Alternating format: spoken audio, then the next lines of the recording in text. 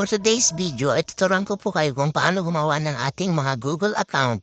Step-by-step tutorial. Buksan po natin ang ating mga browser. Pwede din po ito sa Google Chrome or kahit anong browser. Sa taas po, input po natin ang m.google.com.ph. At ayan na nga po. Nakikita po natin dito sa bandang taas, sa may bandang gilid, ang sign in. Pindutin po natin yan. At dito po sa site, sa pinakababa, makikita po natin ang create account. Ito po ang pipindutin natin para po tayo ay makapagawa ng ating mga bagong Google account. Siguraduhin lamang ko na may sapat or malakas na internet connection. At nandito na nga po tayo sa first part. Ilagay po natin ang ating first name at last name. Ang paglalagay po ng last name ay optional. Pwede pong hindi na po ito ilagay. Depende po sa gusto ninyo. Pwede naman na first name na lang po ang ilagay. Or kahit anong pangalan po na gugustuhin po ninyo. Pagkatapos po may ilagay, pindutin lamang po ang next dito po sa pinakababa. At pupunta na yan sa ating mga basic information sa birthday. Pindutin lamang po ang mga box at ayan po makikita na po natin kung anong month. Input naman yung day saka year. Dito naman po sa gender, pwede nyo lagay ang female, male, rather not say or costume. Depende po sa inyo kung ilalagay po ninyo yung inyong mga gender.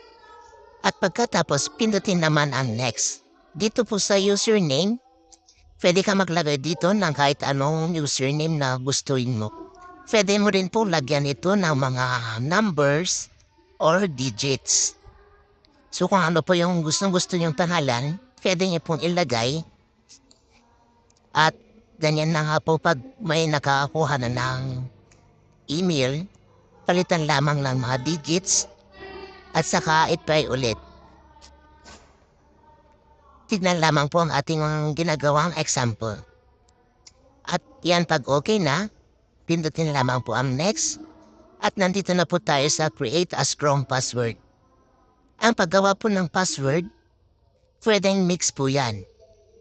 Letters, numbers, and symbols. Halimbawa, mix ng uppercase, lowercase, saka numbers. Tingnan lamang po yung ating ginagawa. At ulitin lamang po dito sa may confirm yung inyong nilagay. I-show password po ninyo para makita po ninyo para hindi po kayo magkamali. At ayan po, pagkatapos ilagay ulit, pindutin na lamang po ang next dito po sa pinakaibabang side.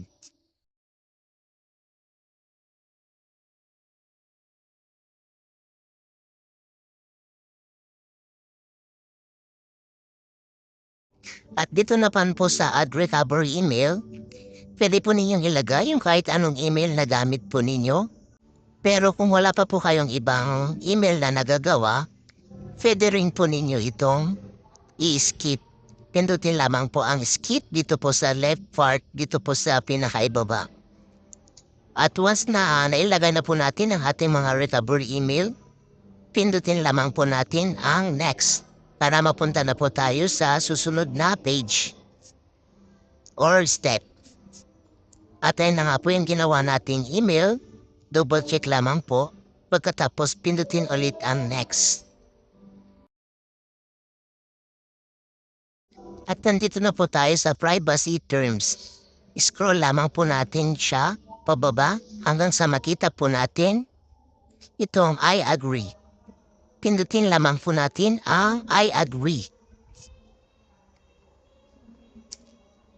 At ayun na nga po, nakagawa na nga po tayo ng ating bagong email.